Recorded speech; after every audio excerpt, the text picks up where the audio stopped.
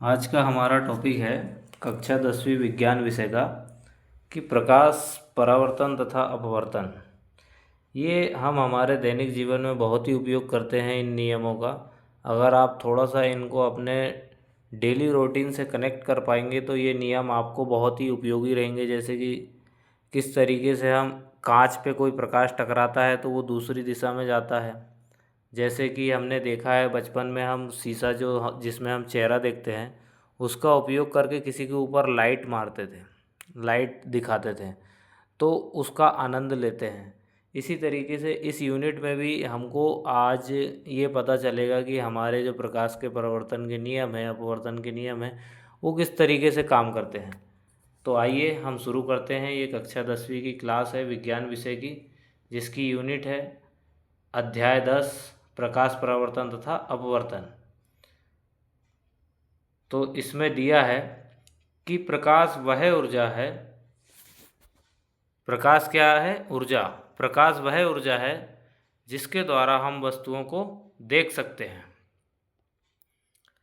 प्रकाश के गुण हैं, प्रकाश सरल सीधी रेखाओं में गमन करता है। कैसे? सीधी रेखाओं में, इस तरीके से। दूसरा गुण है कि प्रकाश विद्युत चुंबकीय तरंग है, इसलिए इसे संचरण के लिए माध्यम की आवश्यकता नहीं पड़ती है। तीसरा गुण है कि प्रकाश अपारदर्शी वस्तुओं की तीक्ष्ण छाया बनाता है, जो जिसको वह क्रॉस नहीं कर पाता प्रकाश, तो उसकी छाया बनाता है। जैसे हमने बचपन में देखा है पेड़ की छाया, अपने स्वयं की छाया। अगला है चौथा गुण कि प्रकाश की चाल निर्वात में सबसे अधिक है। कितनी है? 3 गुणित 10 की घात 8। ये इस चीज़ को आप ध्यान रखिएगा, क्योंकि ये परीक्षा में डायरेक्ट पूछ भी सकता है। फिर नेक्स्ट है हमारा प्रकाश परावर्तन। प्रकाश का परावर्तन। उच्च कोटि की पालिश किया हुआ पृष्ठ, जैसे कि दर्पण अपने पर पड़ने वाले प्रकाश सॉरी जैसे कि दर्पण अपने पर पड़ने वाले अधिकांश प्रकाश की परावर्तित कर देता है। मैंने अभी बतलाया था आपको कि हमने अपने दैनिक जीवन में हमने उपयोग किया है। तो यहाँ पर दर्पण पर जो प्रकाश पड़ता है उसको क्या करता है? वो परावर्तित कर देता है। आगे है प्रकाश के परावर्तन के नियम। इसका नियम नंबर 1 है कि आपतन कोण परावर्तन कोण के बराबर होता है। परावर्तन के नियम में ये चीज़ ध्यान रखना कि आपतन कोण और परावर्तन कोण कैसे होते हैं? बराबर होते हैं। दूसरा नियम है आपतित किरण दर्पण के आपतन बिंदु पर अभिलंब तथा परिवर्तित किरण सभी एक ही तल में होते हैं। किस तरीके से होते हैं ये हम इस डायग्राम के माध्यम से समझेंगे। ये हमारा डायग्राम आ गया है। इस नियम को हमको सीधा सीधा समझ में आ जाएगा कि ये सभी चीज़ें आपतित किरण, परावर्तित किरण तथा जो हमारा अभिलंब है वो एक ही पृष्ठ पर है। और वो पृष्ठ कौन सा है? ये दिया हुआ है। ये अभिलंब यहाँ से डाला गया, इधर परावर्तित किरण चली गई लेफ्ट में, राइट में हमारा परावर्तित किरण गया, इधर साइड हमारा राइट साइड की तरफ में परावर्तित कोण बन रहा है, और लेफ्ट साइड में हमारा आपतन कोण बन रहा है। आपतन कोण को आई नाम दिया गया है और परावर्तन कोण को आर नाम दिया गया है। नेक्स्ट है कि प्रतिबिंब प्रतिबिंब वहाँ बनता है। प्रतिबिंब किसे कहते हैं? अगर आया तो इसका आंसर क्या हो जाएगा? प्रतिबिंब वहाँ बनता है जिस बिंदु पर कम से 2 परावर्तित किरणें प्रतिच्छेदित होती है या प्रतिच्छेदित प्रतीत होती है। इसका अगला है, अगर आपको प्रश्न आता है कि वास्तविक प्रतिबिंब और आभासी प्रतिबिंब में अंतर लिखिए, तो आपका ये हो जाएगा वास्तविक प्रतिबिंब। वास्तविक प्रतिबिंब में नंबर 1 है कि यह तब बनता है जब प्रकाश की किरणें वास्तव में प्रतिच्छेद होती हैं। क्या होती है? वास्तव में प्रतिच्छेद होती है, तब वास्तविक प्रतिबिंब बनता है। लेकिन आभासी प्रतिबिंब क्या होता है? यह तब बनता है जब प्रकाश की किरणें प्रतिच्छेदित होती प्रतीत होती है। क्या होती है? प्रतीत होती है, मतलब कि ऐसी दिखाई देती है, तब यह आभासी प्रतिबिंब बनता है। नेक्स्ट है हमारा दूसरा वास्तविक प्रतिबिंब में इसे पर्दे पर प्राप्त कर सकते हैं और आभासी प्रतिबिंब को पर्दे पर प्राप्त नहीं कर सकते हैं।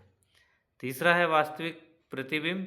वास्तविक प्रतिबिंब उल्टा बनता है। कैसा बनता है? उल्टा बनता है। और आभासी प्रतिबिंब कैसा बनता है? सीधा बनता है। तो ये चीज़ें ध्यान रखना। अगर अंतर आपसे पूछे इन दोनों का तो आप ये आंसर लिख सकते हैं। नेक्स्ट है हमारा, ये समतल दर्पण द्वारा प्राप्त प्रतिबिंब दिखाया गया है। कोई एक समतल दर्पण दिया गया है, ये हमारा समतल दर्पण दिया गया है। इस पर क्या किया गया है? तो इस पर किया गया है, ये समतल दर्पण पर प्रकाश डाला गया। ये हमारा आर किसका संकेत है? ये आर दिया है मतलब आई दिया मतलब आपतन कोण, और आर है मतलब परावर्तन कोण। तो इसी तरीके से इधर साइड भी अगर बनते तो दो कोण बनते। ये ए बी वो बिंदु है। इसके बारे में क्या लिखा है देखते हैं। लिखा है कि आभासी एवं सीधा होता है। आभासी क्या होता है? आभासी एवं सीधा होता है। समतल दर्पण पर प्रतिबिंब कैसा होता है? आभासी एवं सीधा होता है। नेक्स्ट दिया है कि प्रतिबिंब का आकार वस्तु के आकार के बराबर का होता है। प्रतिबिंब का आकार कैसा होता है? समतल प्रतिबिंब पर आकार वस्तु के आकार के बराबर होता है प्रतिबिंब। नेक्स्ट दिया है कि प्रतिबिंब दर्पण के उतने पीछे बनता है जितनी वस्तु की दर्पण से दूरी होती है। ये पॉइंट इम्पोर्टेंट है कि प्रतिबिंब दर्पण के उतने पीछे बनता है जितनी वस्तु की दर्पण से दूरी होती है। जितनी दूर हम वस्तु रहेगी उतनी ही दूर प्रतिबिंब बनता है। नेक्स्ट दिया है कि प्रतिबिंब पार्श्व परावर्तित होता है। प्रतिबिंब कैसा होता है? पार्श्व परिवर्तित होता है। अब पार्श्व परिवर्तित क्या है? तो ये दिया है इसका, अगर ये पूछे कि पार्श्व परिवर्तन क्या होता है तो इसमें दिया, इसमें वस्तु का दायां भाग बायां प्रतीत होता है और बायां भाग दायां प्रतीत होता है। इसका मतलब पार्श्व परिवर्तन का अर्थ ये हुआ कि अगर हम सीधा देख रहे हैं मतलब कि वो हमारा उल्टा रहेगा, उल्टा हाथ रहेगा, और उल्टा हाथ जो देख रहे हैं हम वो सीधा हाथ रहेगा, क्योंकि यहाँ पे दायां भाग बायां प्रतीत होता है और बायां भाग दायां प्रतीत होता है। फिर दिया है गोलीय दर्पण। गोलीय दर्पण में क्या होता है? गोलीय दर्पण का परावर्तक तल अंदर की ओर या बाहर की ओर वक्रित होता है। गोलीय से ही समझ में आ रहा है कि भाई उस पर कोई चीज़ ऐसी रहेगी कि एक गोल के समान रहेगी। तो कुछ चीज़ें अंदर की ओर वक्रित रहेगी, कुछ बाहर की ओर वक्रित रहेंगी। इसके आगे है गोलीय दर्पण जिसका परावर्तक पृष्ठ अंदर की ओर अर्थात गोले के केंद्र की ओर वक्रित होता है, वह अवतल दर्पण कहलाता है। गोले के केंद्र की ओर जो वक्रित होता है वो कौन सा दर्पण कहलाता है? अवतल दर्पण कहलाता है। जैसे ये हमारा डायग्राम बना हुआ है, ये इस तरीके से, ये हमारा उल्टा सी समझ लो। इस पे दिया है कि गोलीय दर्पण जिसका परावर्तक पृष्ठ बाहर की ओर वक्रित है उत्तल दर्पण कहलाता है।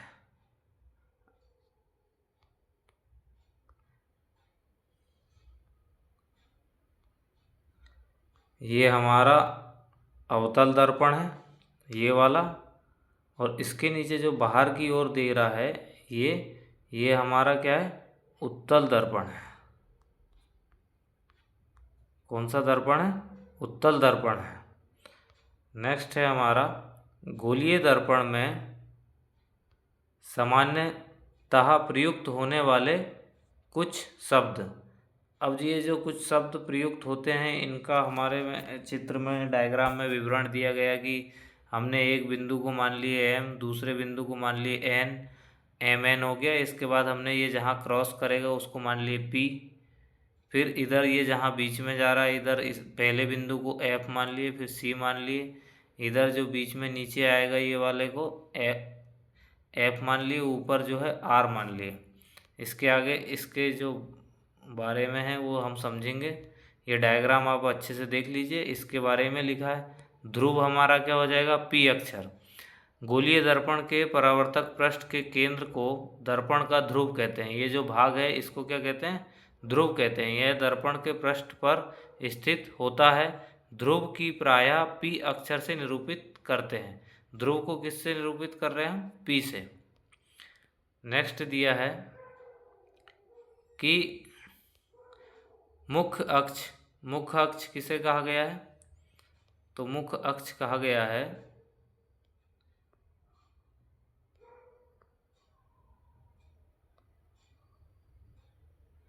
ठीक है, मुख्य अक्ष कहा गया है कि गोलीय दर्पण के ध्रुव तथा वक्रता त्रिज्या से गुजरने वाली एक सीधी रेखा को मुख्य अक्ष कहते हैं। मुख्य अक्ष दर्पण के ध्रुव पर अभिलंब है। किस तरीके से अभिलंब है इस पे, ये जो हमारी मुख्य पृष्ठ है, ये वाली रेखा, ये जो पूरी तरीके से यहाँ से क्रॉस कर रही है सीधा सीधा, ये हमारी मुख्य अक्ष है।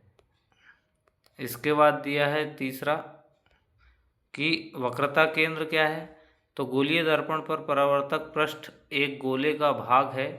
इस गोले का केंद्र गोलीय दर्पण का वक्रता केंद्र कहलाता है।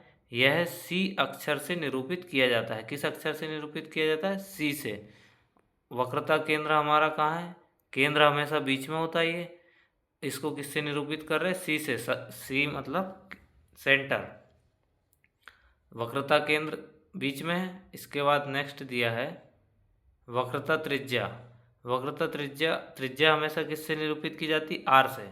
तो गोलीय दर्पण का परावर्तक पृष्ठ जिस गोले का भाग है उसकी त्रिज्या दर्पण की वक्रता त्रिज्या कहलाती है। इसे आर अक्षर से निरूपित किया जाता है। जैसे कि आर हमारा ये दिया है, ये हमारी त्रिज्या है। अगर ये इधर भी आ जाती पूरी तो ये व्यास हो जाता। तो हमारा जो त्रिज्या है वो यहाँ से दिख रही है, त्रिज्या यहाँ से केंद्र से ये पृष्ठ पी तक। नेक्स्ट है हमारा वक्रता त्रिज्या हो गई। अब हमारा है द्वारक। द्वारक किसे कहा गया है, जो हमारे दो अवतल दर्पण में जो हमने mn नाम दिए थे ऊपर और नीचे वाले, वो तो गोलीय दर्पण के परावर्तक पृष्ठ तल की वक्रताकार सीमा रेखा का व्यास दर्पण का द्वारक कहलाता है। इसे mn से दर्शाया जाता है, पहले ही दिखा दिया। मुख्य फोकस, मुख्य फोकस क्या है, मुख्य फोकस बिंदु किसे कहेंगे हम, मुख्य फोकस बिंदु हमारा है मुख्य अक्ष पर वह बिंदु जहां मुख्य अक्ष के समांतर किरणें आकर मिलती है या परावर्तित किरणें मुख्य अक्ष पर एक बिंदु से आती है, महसूस होती है। वह बिंदु गोलीय दर्पण का मुख्य फोकस कहलाता है। और गोलीय दर्पण के ध्रुव पर मुख्य फोकस के बिंदु की दूरी फोकस दूरी कहलाती है। इसे एफ अक्षर से निरूपित किया गया है। एफ अक्षर उस पर बना हुआ था, एफ हमारा ये रहा, ये मुख्य फोकस। फिर अगला है छोटे द्वारक के गोलीय दर्पणों के लिए वक्रता त्रिज्या फोकस दूरी से 2 गुना होती है। हमेशा वक्रता त्रिज्या कैसी रहेगी, फोकस दूरी से 2 गुना रहेगी। हम इस संबंध को R = R बराबर 2F द्वारा व्यक्त करेंगे। किसके द्वारा, R बराबर 2F से। इस तरीके से हम इसको क्या करेंगे, व्यक्त करेंगे। नेक्स्ट है, अब ये है अवतल दर्पण के किरण आरेख बनाने के नियम। किस पर, अवतल दर्पण के। नंबर 1 दिया है कि दर्पण के मुख्य अक्ष के समांतर प्रकाश किरण परावर्तन के पश्चात अवतल दर्पण के मुख्य फोकस से गुजरेगी। जैसे कि ये हमारा क्या डाला गया, आपतन कोण डाला गया, ये हमारा परावर्तन रिफ्लेक्ट आ रहा है, ये हमारा P मुख्य पृष्ठ, C हमारा ये केंद्र और F हमारी फोकस दूरी। बाकी ये 2 कोण अंदर दिए ही हैं। दूसरा नियम क्या कह रहा है, दूसरा नियम कह रहा है कि अवतल दर्पण के मुख्य फोकस से गुजरने वाली किरण परावर्तन के पश्चात मुख्य फोकस मुख्य अक्ष के समांतर निकलेगी। किसके समांतर निकलेगी, मुख्य अक्ष के, ये हम इसको मुख्य अक्ष मान लेते हैं। तो इस पे बताया गया है कि भाई जो मुख्य फोकस से गुजरने वाली किरण है ये हमारा मुख्य फोकस हो गया। अब इससे जो गुजरने वाली किरण है वो कैसी परावर्तन के पश्चात मुख्य अक्ष के समांतर निकलेगी, मुख्य अक्ष के समांतर। हमारी ये क्या है, मुख्य अक्ष कौन सा, ये सी और पी वाला है। मुख्य अक्ष कौन सा, सी पी। ये हमारा क्या है, परावर्तित किरण, ये हमारा आपतन कोण और ये हमारा परावर्तन कोण। इसका अगला है अवतल दर्पण की वक्रता, केंद्र से गुजरने वाली किरण परावर्तन के पश्चात उसी दिशा में वापस परावर्तित हो जाती है। कहने का मतलब है अगर कोई चीज़ इससे टकरा रही है ये, तो ये इसी दिशा में वापस हो जाएगी। ऐसे लगेगा कि आई और ये इधर ही जा रही है, दोनों जो है उसी मुख्य पृष्ठ पे जा रही है। नेक्स्ट है अवतल दर्पण के बिंदु P की ओर मुख्य अक्ष से तिर्यक दिशा में आपतित किरण तिर्यक दिशा में ही परावर्तित होती है। आपतित तथा परावर्तित किरणें आपतन बिंदु पर मुख्य अक्ष के समान कोण बनाती है।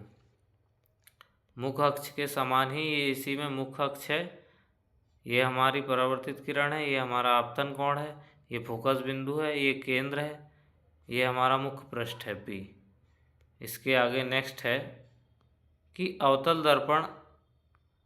दर्पण द्वारा बिंब की विभिन्न स्थितियों के लिए बने प्रतिबिंब। तो इसका इम्पोर्टेंट पॉइंट यही है, बिंब की स्थिति पहले क्या दिया है, बिंब की स्थिति, फिर प्रतिबिंब की स्थिति, फिर प्रतिबिंब का आकार और प्रतिबिंब की प्रकृति। तो आइए देखते हैं हम।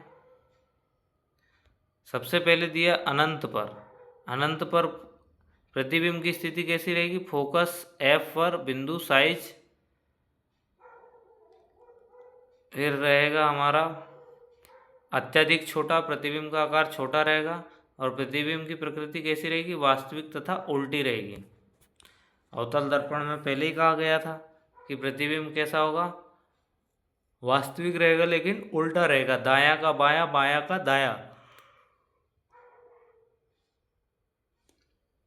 नेक्स्ट हमारा दिया है C से परे बिंब की स्थिति में, फिर दिया प्रतिबिंब की स्थिति में F तथा C के बीच, C से परे क्या रहेगा, F तथा C के बीच में रहेगा और प्रतिबिंब का आकार कैसा रहेगा, छोटा, और ये भी कैसा रहेगा, प्रकृति वास्तविक और उल्टी। C पर भी वही रहेगा, समान साइज रहेगा इसका, C पर वास्तविक तथा उल्टा इसका प्रतिबिंब रहेगा। C तथा F के बीच, अब इसका उल्टा हो जाएगा, C से परे रहेगा और बड़ा रहेगा और इसके बाद वास्तविक तथा उल्टा रहेगा। फिर है F पर अनंत पर रहेगा, अत्यधिक बड़ा रहेगा और वास्तविक तथा उल्टा रहेगा। मतलब कि आप इस तरीके से देखें अवतल दर्पण के बिंब, तो आप एक चीज़ ध्यान रखिएगा कि वास्तविक तथा इसके उल्टे इसकी प्रकृति रहेगी। फिर हम ये डायग्राम के माध्यम से बताया गया है कि अनंत पर कैसा रहेगा, इस तरीके से ये क्रॉस करते जाएंगे। C पर इसका दिया है सिस्टम पूरा, फिर C पर दिया है, फिर C तथा F के बीच में ये डायग्राम दिया है, F का ये दिया है, P तथा F के बीच में ये किस तरीके से कोण बनाएंगे ये दिया है।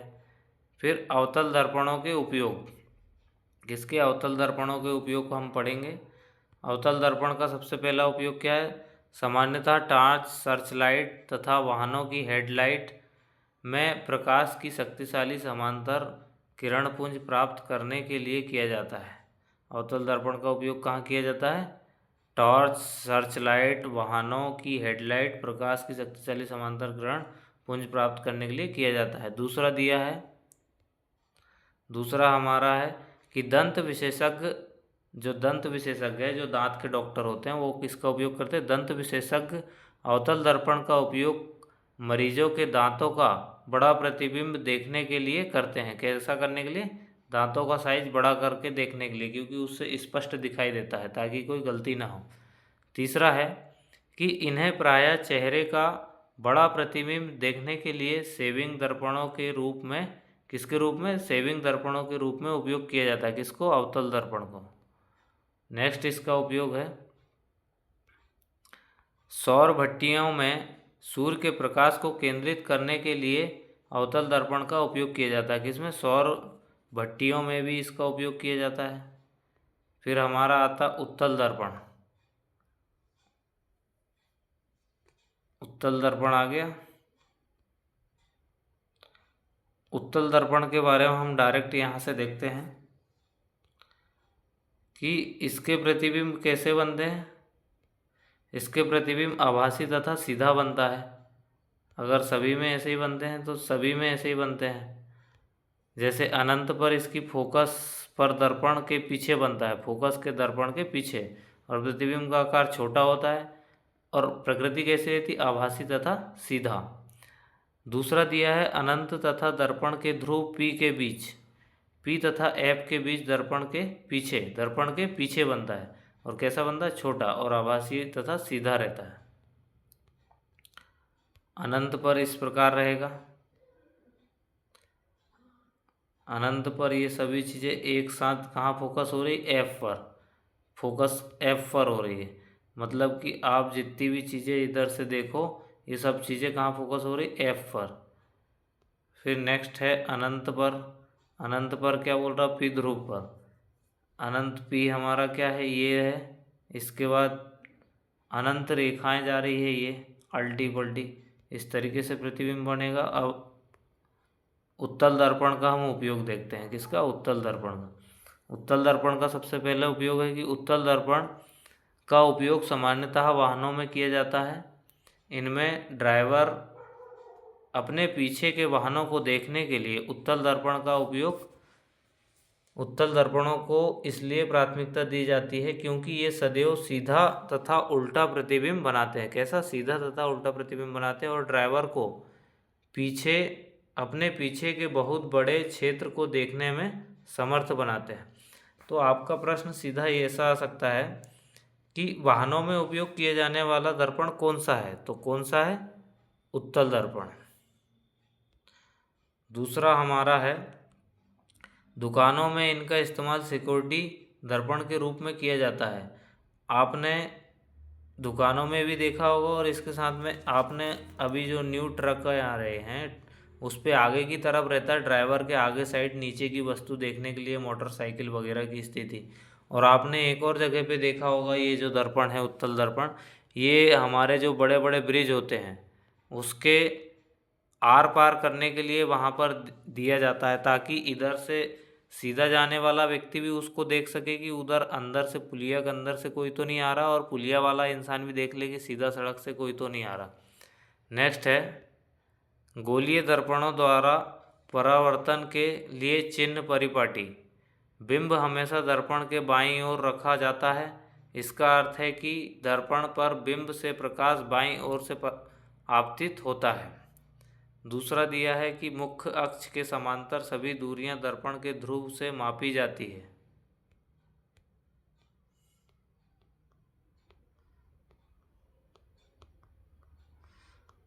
बहुत बड़ा हो गया है, आप इसको देख लीजिए, मैं यहीं पर समाप्त कर रहा हूँ।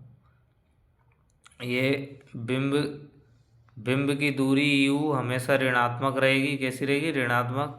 अवतल दर्पण की फोकस दूरी हमेशा ऋणात्मक रहेगी। ये कुछ पॉइंट आप ध्यान रखिए। उत्तल दर्पण की फोकस दूरी हमेशा धनात्मक रहेगी। उत्तल दर्पण की फोकस दूरी कैसी रहेगी, धनात्मक। और अवतल दर्पण की फोकस दूरी कैसी रहेगी, ऋणात्मक। और बिंब की दूरी हमेशा कैसी रहेगी, ऋणात्मक। तो ये सूत्र दिया है। सूत्र में v क्या है, प्रतिबिंब की दूरी, और u क्या है, बिंब की दूरी, और f क्या है, फोकस की दूरी। ये हमारा जो सूत्र दिया है ये बहुत सी जगह उपयोग किया जाएगा कि 1/v प्लस 1/u बराबर 1/f। इसमें ये सभी चीज़ें दी गई है, देखते हैं, आप देख लेना। मैं वीडियो को यहीं समाप्त कर रहा हूँ, क्योंकि जितना हम सोचते हैं उतना वीडियो को कोई देखता नहीं है, इसलिए मैं इसको यहीं पर समाप्त करता हूँ। इसके परफॉर्मेंस के ऊपर फिर अगली वीडियो बनाई जाएगी। Thank you for watching. यहाँ तक की वॉच करने के लिए धन्यवाद। अगर वीडियो या फिर चैनल को सपोर्ट करने के लिए आप लाइक कर सकते हैं, शेयर कर सकते हैं, सब्सक्राइब कर सकते हैं। Thank you.